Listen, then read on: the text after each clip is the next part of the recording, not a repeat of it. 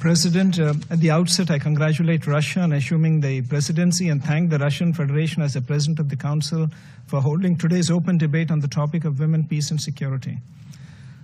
I thank the Secretary General and other briefers for their presentation as we gather today to mark a quarter century since the adoption of UN Security Council Resolution 1325.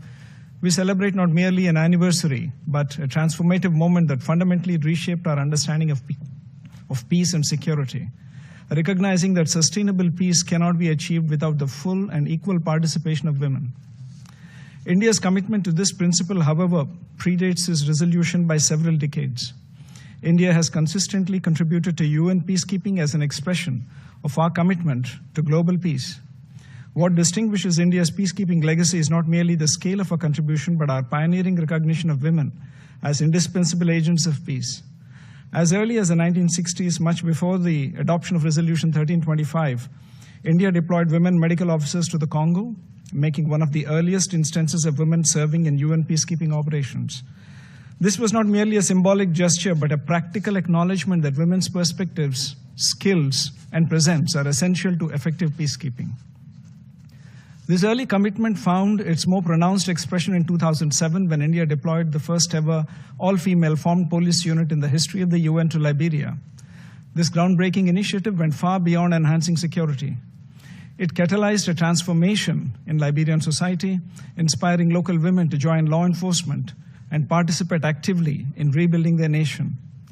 The unit reduced crime rates while simultaneously demonstrating that women could serve as both protectors and role models. This initiative was indeed a game changer.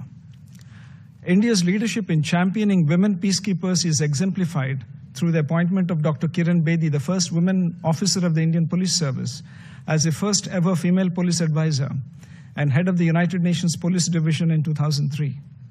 Today, over 160 Indian women peacekeepers serve in the field, and all women female engagement teams have been deployed in Democratic Republic of Congo, Abyei in Sudan, and South Sudan. The recognition accorded to Major Suman Gawani, who received the UN Military Gender Advocate Award in 2019 for her work in South Sudan, and Major Radhika Sen in 2024 for her contributions to the Democratic Republic of Congo, are testaments to India's unwavering commitment to the WPS agenda. We believe that it is no longer a question of whether women can do peacekeeping, rather, it is whether peacekeeping can do without women. Through these deployments, India has demonstrated the profound impact of women peacekeepers in peacekeeping operations. They build trust in communities, give hope to vulnerable populations, particularly women and children. Most critically, they help address gender-based violence and ensure that peace processes reflect the needs and perspectives of all segments of society. They inspire women in conflict zones through example that they too can be leaders and protectors. In the words of our External Affairs Minister, Dr. Jaishankar, women peacekeepers are messengers of peace. Recognizing that this transformation must extend beyond our own contributions, India has invested significantly in capacity building, particularly for women peacekeepers and those especially from the Global South. The Center for UN Peacekeeping established by the Indian Army in New Delhi has become a center of excellence, training over 12,000 troops annually. In 2016, the center launched a special course for female military officers, training 72 women officers from 39 different troop-contributing countries that year. This flagship course equips women peacekeepers with essential skills in operational planning, protection of civilians, prevention of sexual exploitation and abuse, and gender-sensitive leadership. We have also dispatched mobile training teams to several nations worldwide. I'm happy to recall that in February 2025, India hosted the International Conference on Women Peacekeepers from the Global South, bringing together women peacekeepers from 35 nations. This two-day gathering examined the evolving challenges facing women in peacekeeping operations, from addressing sexual exploitation and abuse to leveraging technology for enhanced effectiveness.